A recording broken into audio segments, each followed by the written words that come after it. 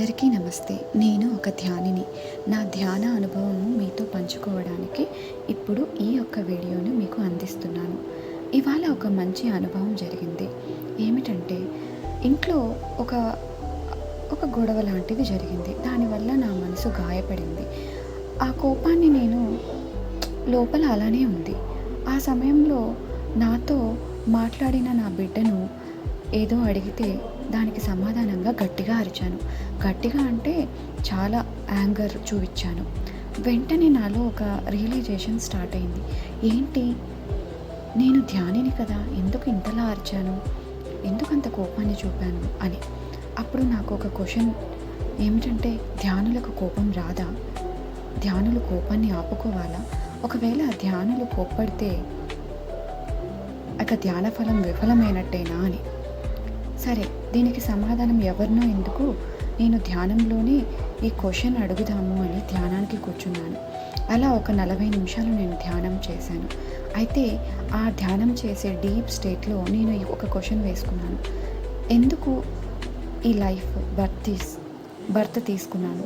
Purpose of life ఏంటి? నేనెవరు, ఏంటి, ఎందుకు ఇలా జరిగింది, ఎమోషన్స్ని ఎందుకు ఇలా వ్యక్తపరిచాను అని. వెంటనే నాలో ఒక విజన్ కనిపించింది. ఏంటంటే, ఒక పెద్ద వైట్ ట్రయాంగిల్ నుండి ఒక చిన్న సర్కిల్ విడివడి, అంటే ట్రయాంగిల్ నుంచి బయటికి వెళ్తుంది. దీని అర్థం ఏంటి అని ధ్యానం తర్వాత అర్థం చేసుకోవడం జరిగింది. అదేమిటంటే, ఒక పెద్ద ట్రయాంగిల్ అన్నది పరమాత్మ. ఆ పరమాత్మ నుంచి వెలువడిన ఒక జీవాత్మ అనొచ్చు, అంశాత్మ అయినా అనొచ్చు. అంటే ఆ పరమాత్మ నుండి వెలువడిన ఒక అంశాత్మని నేను. అంటే తిరిగి మళ్ళీ నా ప్రయాణం కూడా ఆ పరమాత్మలోకి చేరడమే అని అర్థమైంది. అంటే మనము తీసుకున్న ఈ లైఫ్లో కోపాలు ఉంటాయి, బాధలు ఉంటాయి.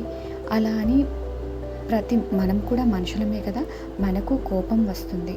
అలా అని కోపంలోనే ఉండిపోకూడదు. కోపం వచ్చిన తర్వాత రియలైజేషన్ అనేది వెంటనే వచ్చింది నాకు. ఇక్కడ ఎందుకు ఇలా చేశాను, ఇలా చేయకూడదు కదా అని ఒక అవేర్నెస్ నాలో కలిగింది.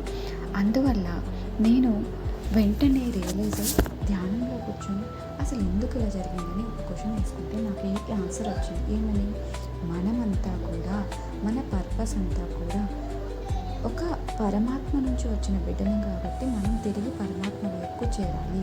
ఇందులో భాగంగా ఈ నాటకంలో మనం ఉన్నాము. దీనిని పట్టుకొని, మన ఎమోషన్స్ పట్టుకొని మనం వేలాడకూడదు. జస్ట్ ఎమోషన్స్ని ఎరుకగా గమనిస్తూ ఉండాలి అని అనిపించింది. ఇలా నేను 40 నిమిషాల ధ్యానం తర్వాత ఎంతో ప్రశాంతంగా ఉన్నాను.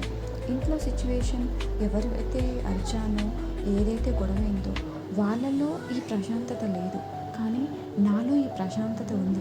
అసలు ఏమీ జరగనట్టు, నా మనసుకు ఎటువంటి బాధ లేదు. వాళ్ళతో నార్మల్గా మాట్లాడడం, వాళ్ళకు నా ప్రేమని, కరుణని చూపించడం జరిగింది.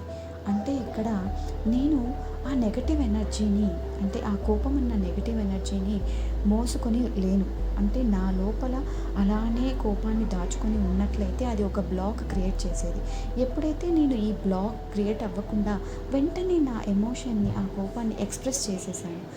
అలా నేను ఎమోషన్ని రిలీజ్ చేసిన వెంటనే నాకు ఒక ఎనర్జీ అనే బ్లాక్ లేదు. ఇప్పుడు నేను ఆ నెగిటివ్ ఎనర్జీని పాజిటివ్ ఎనర్జీగా ధ్యానం ద్వారా నా ఎరుకతో నేను దాన్ని పాజిటివ్ ఎనర్జీగా మార్చుకున్నాను. అందువల్ల నాకు ఎటువంటి బాధ లేదు, ఎటువంటి గిల్ట్ లేదు. నేను వాళ్ళపైన, ఆ సిచ్యువేషన్స్ పైన కంపాషన్, అంటే ప్రేమని, కరుణని చూపించాను. ఇప్పుడు నేను చూపించిన ఆ ప్రేమ, కరుణ వల్ల వాళ్ళు కూడా ఆ సిచ్యువేషన్ నుండి బయటకు వచ్చి ఎంతో ప్రేమగా మళ్ళీ నార్మల్గా మంచి ప్రేమ వాతావరణం, శాంతి వాతావరణం నా ఇంట్లో నెలకొనింది. దీన్ని బట్టి ఏమర్థమవుతుందంటే, మనము నెగటివ్ ఎనర్జీని పాజిటివ్ ఎనర్జీగా మార్చుకోవాలి అంటే ధ్యానం ఎంతో బాగా ఉపయోగపడుతుంది.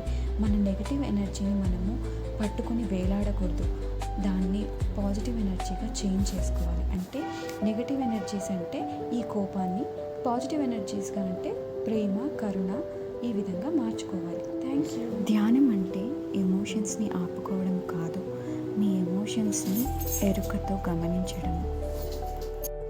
నీకు నీవు ఇచ్చుకునే గొప్ప గిఫ్ట్ ఏమిటంటే ధ్యానం, ధ్యాన శక్తి. అందరము ధ్యానులము అవుదాము.